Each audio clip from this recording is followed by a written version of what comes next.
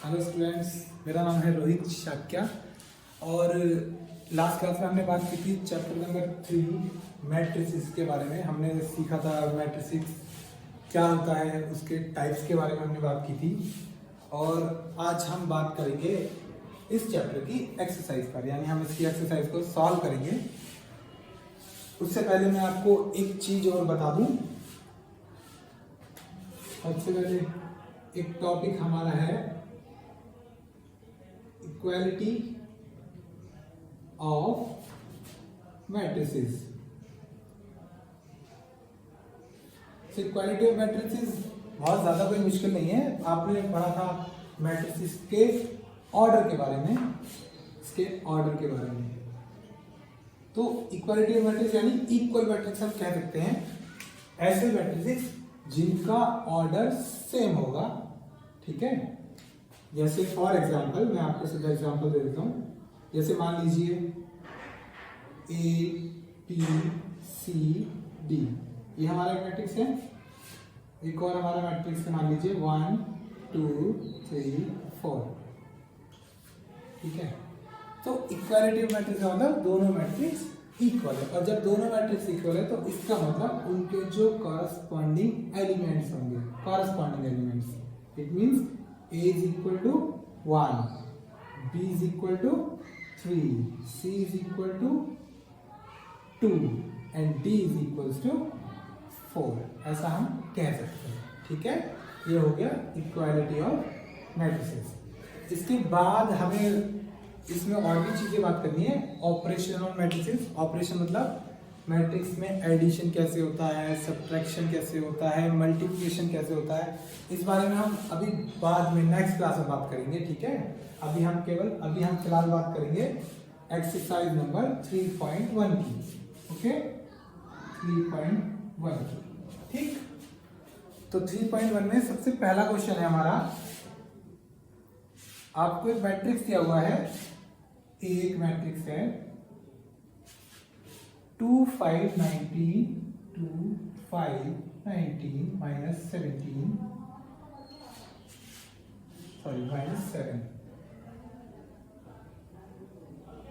and 35 minus 2 5 by 2 12 and under root 3 1 minus 5 and 17। ठीक है, तो हमारा हमसे पूछा गया है first the order of the matrix. आपको इस मैट्रिक्स का ऑर्डर बताना है। Second the number of elements, तो इसके अंदर कितने एलिमेंट्स हैं। तो और third right the element A13 A21 A33। तो मैंने आपको बताया था कोई भी मैट्रिक्स होता है, जैसे अभी हमने यही एक एग्जांपल लिया था ABCD। तो हमने पढ़ा था ये हमारी रो होती है, ये हमारे कॉलम्स होते हैं। तो इस मैट्रिक्स के अंदर कितनी रोज है, 2। कितने कॉलम्स हैं, 2। ये कौन सा एलिमेंट है, पहली रो का और पहले कॉलम का।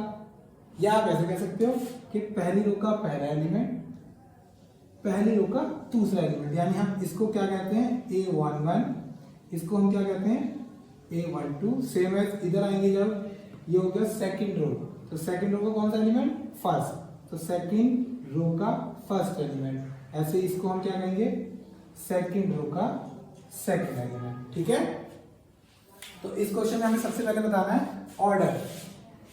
फर्स्ट इसका ऑर्डर क्या है, तो इसका ऑर्डर क्या है, इसमें कितनी रोज है 1 2 3 रोज एंड कॉलम्स कितने हैं 1 2 3 4। ठीक है, सेकंड इसमें पूछा गया है नंबर ऑफ एलिमेंट्स। तो नंबर ऑफ एलिमेंट्स ऐसे नहीं कि आप इसको काउंट करने लगो। ठीक है, तो काउंट करने की जरूरत नहीं है। नंबर ऑफ एलिमेंट्स हमेशा इसकी इनटू करके ही मालूम हो जाएगा आपको। 3 into 4 यानी कितने एलिमेंट्स हो गए, यानी यहाँ लिख देता हूँ मैं नंबर ऑफ एलिमेंट्स कितना 12।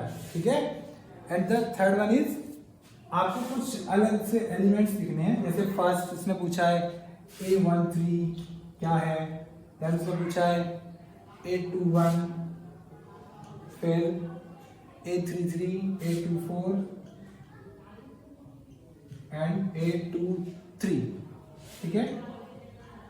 तो A13 का मतलब फर्स्ट रो थर्ड कॉलम या फिर फर्स्ट रो का थर्ड एलिमेंट। तो फर्स्ट रो ये वाली है, इसका थर्ड एलिमेंट क्या है 19, तो ये क्या हो गया 19। सेकंड रो फर्स्ट एलिमेंट या सेकंड रो फर्स्ट कॉलम, ठीक है। तो सेकंड रो का फर्स्ट एलिमेंट क्या है, सेकंड रो का फर्स्ट एलिमेंट 35। थर्ड रो का थर्ड एलिमेंट -5। सेकंड रो का फोर्थ एलिमेंट 12 और सेकंड रो का थर्ड एलिमेंट 5/2, ठीक है। ये हो गया हमारा क्वेश्चन नंबर 1।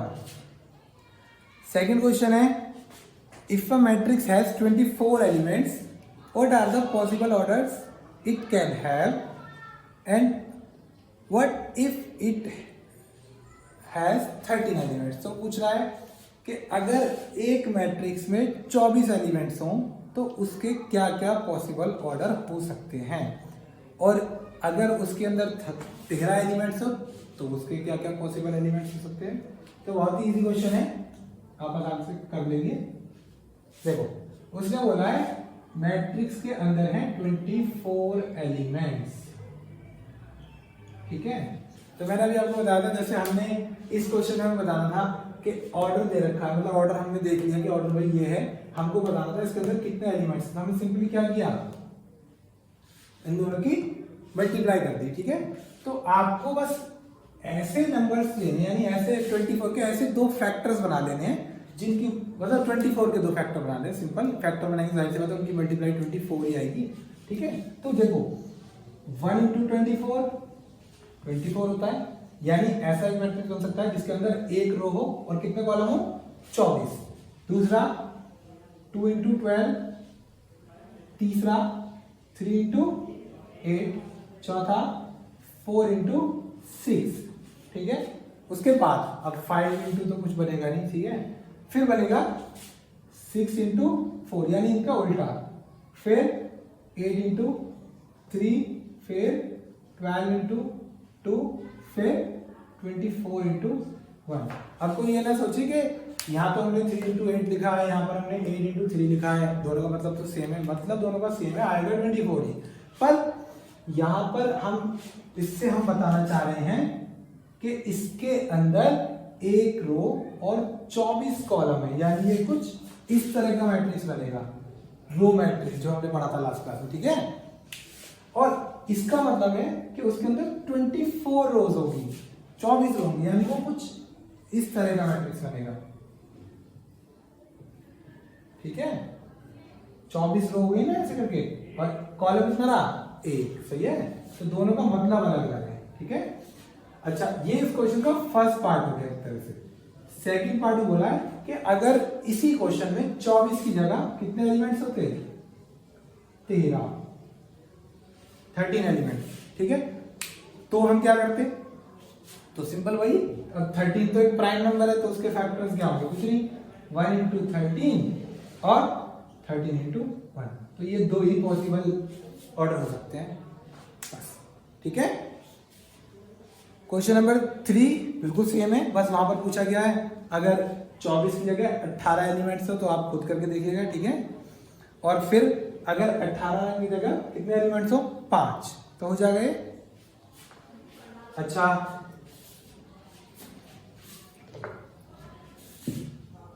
आगे हम बात करते हैं क्वेश्चन नंबर 4 की। थर्ड आपको खुद करना है।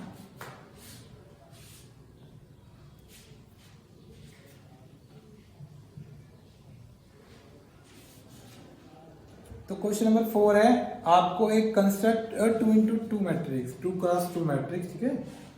आपको एक 2 × 2 का मैट्रिक्स बनाना है जिसमें आपको टर्म्स दे रखे हैं, एलिमेंट्स के बारे में कुछ जानकारी है। जैसे उसने बोला है Aij is equal to I + j का होल स्क्वायर डिवाइड बाय 2। अब हमें मैट्रिक्स जो बनाना है 2 × 2 का। तो 2 × 2 का मैट्रिक्स कैसा होता है, 1 2 3 4, जिसके अंदर 4 टर्म होती है, 2 रो 2 कॉलम, सही है। तो आपको कौन कौन सी टर्म निकालनी है ध्यान रखना, मैं यहाँ लिख देता हूँ, वैसे तो कोई जरूरत नहीं है, फिर भी मैं लिख देता हूँ। A11, A12, A21 and A22, ये हमें निकालना है, सही है। अब मैंने आपको बताया था, देखो ये किसको रिप्रेजेंट करेगा, रोज को, ये किसको रिप्रेजेंट करेगा, कॉलम्स को। जैसे हमें पहली टर्म निकालनी है A11, तो A11 निकालने के लिए हमें क्या करना है, I की जगह 1, J की जगह भी 1, तो कितना आएगा 1 + 1 का होल स्क्वायर डिवाइड बाय 2, तो कितना आएगा, सॉल्व करके सॉल्व 4/2 यानी कि 2 आ गया। ओके, फिर ऐसे हम क्या निकालेंगे, A12 इट मींस I कितना 1, J कितना 2, तो कितना आएगा 1 + 2 का whole square by 2, so 1 + 2 is 3, 3 का स्क्वायर इज 9, so 9/2। फिर हम निकालेंगे A21 यानी इस बार I की वैल्यू 2, J की वैल्यू 1 का होल स्क्वायर बाय 2, ये भी सेम आ गया 9/2। देन हम निकालेंगे A22, सो 2 + 2 का होल स्क्वायर बाय 2, कितना आएगा 2 2 4, 4 का स्क्वायर 16, 16/2 8। तो जो हमारा मैट्रिक्स है रिक्वायर्ड मैट्रिक्स वो क्या बनेगा,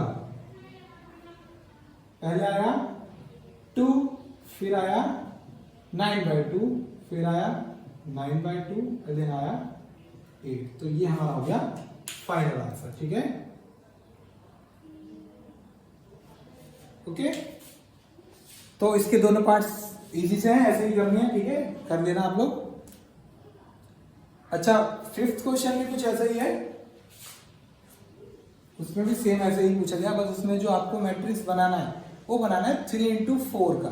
तो 3 × 4 का मतलब है, मैं यहाँ पर लिख देता हूँ इस बार, 3 × 4 का मतलब जैसा कि हमने सबसे पहला क्वेश्चन करा था उसका ऑर्डर 3 × 4 था, तो 3 × 4 का मैट्रिक्स कैसा बनेगा, ध्यान में, यानी 3 रो और कॉलम 4, तो A11, A12, A13, A14, then A21, A22, A23, A24, फिर आएगा A31, A32, A33 and A34, ठीक है।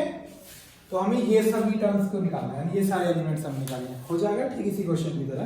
यहाँ पर हमने 4 निकाल लेंगे और हमें ज्यादा निकालने हैं, सही है, हमें 12 निकालने हैं, ठीक है, ठीक।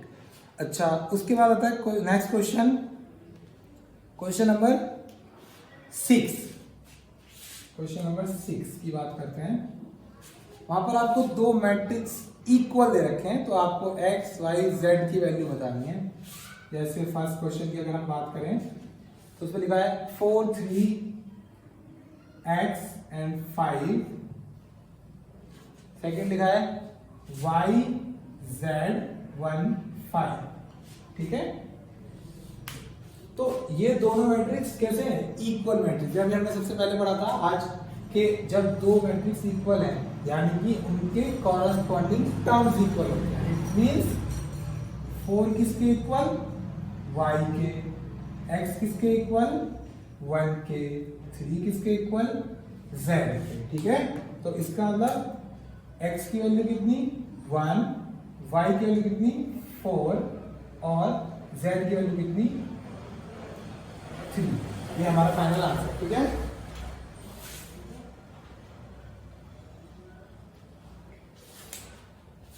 इसका थर्ड पार्ट में आपको करवा देता हूं, ठीक है, सेकेंड आप लोग कर लीजिएगा। पार्ट थर्ड, उसमें लिखा है, इधर है x + y + z,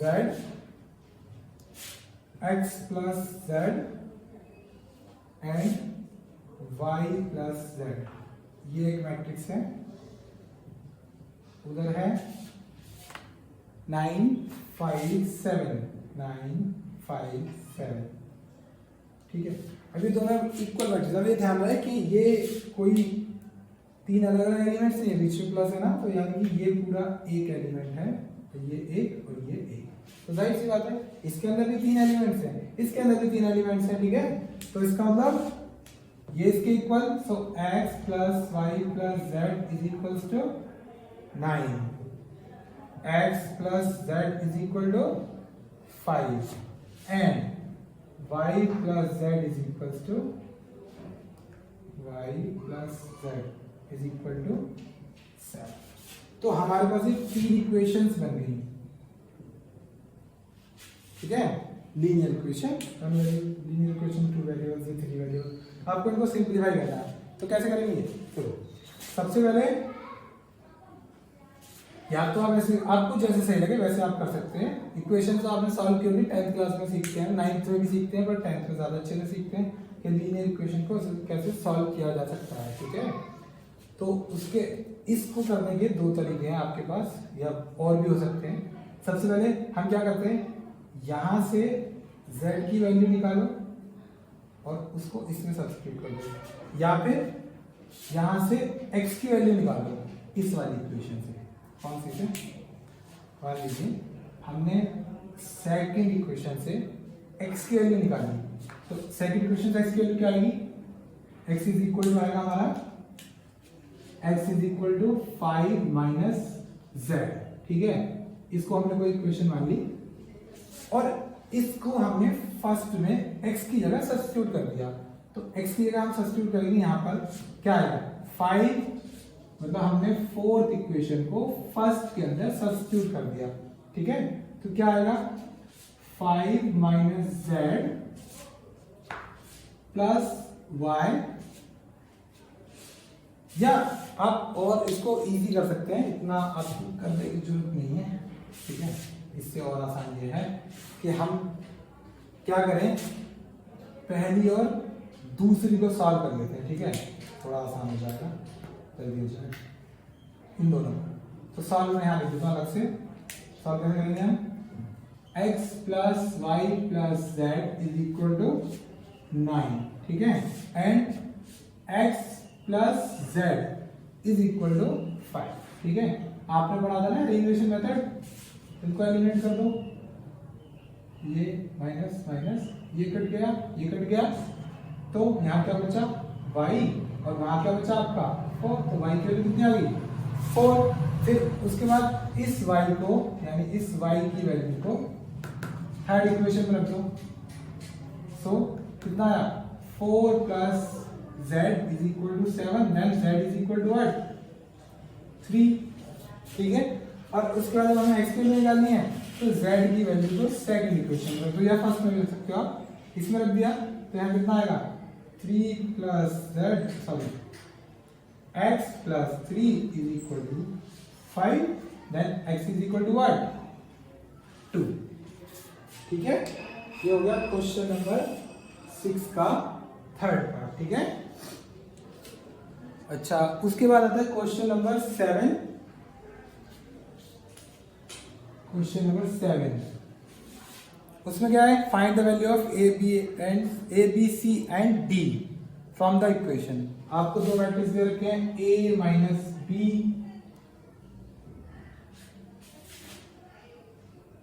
या हम इसको रफ करके इधर ही लिखते हैं, ठीक है।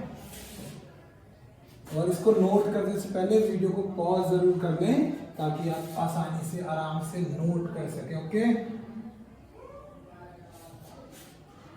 तो क्वेश्चन नंबर था 7, a minus B 2a plus C 2a minus B and 3c plus D, 3c plus D, ये एक मैट्रिक्स है, इज इक्वल टू -1 5 0 13, -1 5 0 13, ठीक है। तो हमें यहाँ से a b c और d की वैल्यू फाइंड करनी है, तो वही रूल यहाँ पर अप्लाई करना है। हमें वाले में दोनों मैट्रिक्स इक्वल है, इसका मतलब इनके कॉरस्पॉन्डिंग एलिमेंट्स इक्वल होंगे। It means a minus b is equal to what? a minus b is equal to -1 and 2a minus b is equal to what? 0।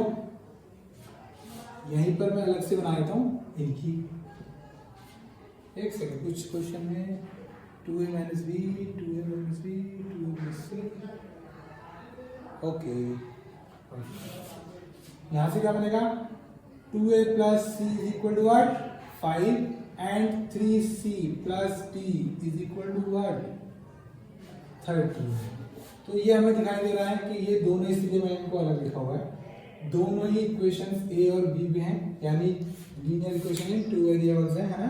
तो हम इसको सिंप्लीफाई कर सकते हैं, इसको माइनस कर दिया, इसको प्लस कर दिया, इसको माइनस कर दिया, तो क्या आएगा ये माइनस का तो माइनस का a बचा, ये तो कट ही गया, यहाँ कितना आएगा माइनस का 1, then a is equal to 1, ठीक है, a1 आ गया। अब a को हमने किसी भी इक्वेशन में फर्स्ट या सेकंड में, मान लीजिए हमने a को हमने फर्स्ट में सब्स्टिट्यूट कर दिया, तो a की वैल्यू कितनी हमने सब्स्टिट्यूट की 1 माइनस b इज इक्वल टू, तो यहाँ से b की वैल्यू कितनी आएगी 2, ठीक है। अब b की वैल्यू आने के बाद यहाँ पर बस a की वैल्यू रखो तो किसकी वैल्यू मिलेगी c की, और यहाँ पर c की वैल्यू रखेंगे तो यहाँ पर किसकी वैल्यू मिलेगी d की, ठीक है।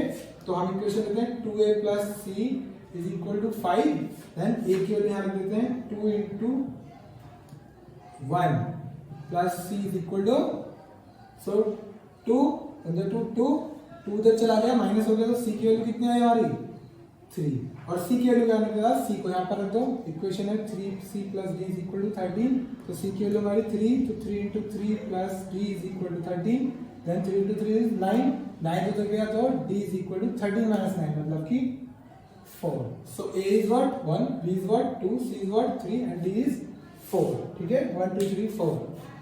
ये हो गया हमारा क्वेश्चन नंबर 7। अब आता है क्वेश्चन नंबर 8, जो कि हम ऐसे ही कर लेंगे, ज्यादा उसके लिए हमें लिखने की जरूरत नहीं है। क्वेश्चन नंबर 8 है, A is a square matrix if m is less than 1, m is greater than 1, m is equal to 1, none of these। तो हमने पढ़ा था स्क्वायर मैट्रिक्स क्या होता है, जिसमें number of rose and number of columns equal होते हैं, जैसे कि ये दोनों मैट्रिक्स लिखे हुए हैं, ठीक है। इसके अंदर कितने रोज हैं 2, इसके अंदर कितने कॉलम्स हैं 3, और हम हमेशा ऑर्डर को m/n तो दिखाते हैं। तो जो स्क्वायर मैट्रिक्स होता है उसमें क्या होता है m और n कैसे होते हैं इक्वल होते हैं, so option C is correct, ठीक है। नेक्स्ट वन इज नाइन्थ भी कुछ ऐसे ही है, तो हम 8 की बात नहीं कर रहे हैं, ठीक है, ध्यान रखिएगा 8 का आंसर क्या है m is equal to n, मतलब कि ऑप्शन सी, ठीक है। क्वेश्चन नंबर 9 की बात अगर हम बात करें तो क्वेश्चन नंबर 9, उसमें एक मैट्रिक्स रखा आपको 3x plus 7 5 y plus 1 and 2 minus 3x, ये एक मैट्रिक्स है, is equal to 0 8 4 y minus 2, ये दोनों इक्वल है, ठीक है। तो आपको बताना है इनमें से कौन सी वैल्यू सही है x और y की, तो यहाँ से बस आपको x और y फाइंड करना है। तो देखो हमें मालूम है ये इसके इक्वल होगा मतलब 0 के, so 3x plus 7 is equal to what 0, यहाँ से हम x की वैल्यू निकाल सकते हैं, 7 तो चला गया माइनस हो गया, तो x की वैल्यू क्या आएगी हमारी माइनस का 7/3, और y किसके इक्वल अब मैं लिखूंगा नहीं, आपको ऐसे ही समझने में चाहिए वैसे तो, y plus 1 is equal to what 8, तो 1 इधर चला गया सब्ट्रैक्ट हो गया, तो y is equal to what 7, so y is equal to 7 and x is equal to minus 7/3, minus 7/3, wait, यहाँ पर कुछ क्वेश्चन हमने 3x plus 7 is equals to 0, y is 7, ठीक है।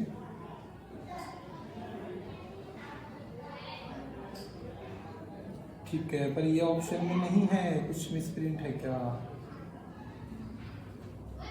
एक सेकेंड में एक बार चेक कर लूँ, शायद इसमें कोई मिसप्रिंट है। क्वेश्चन नंबर 3.1 का 9 का B, not possible, okay correct.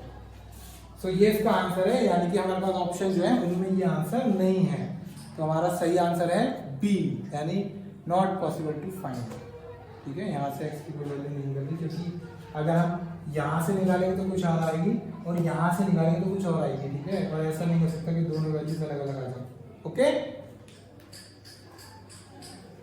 तो लास्ट क्वेश्चन है क्वेश्चन नंबर 10, ये हम रफ कर देते हैं, पहले का है। तो क्वेश्चन नंबर 10 है हमारा, ये भी ऐसे ही हम आपको समझ लेना है।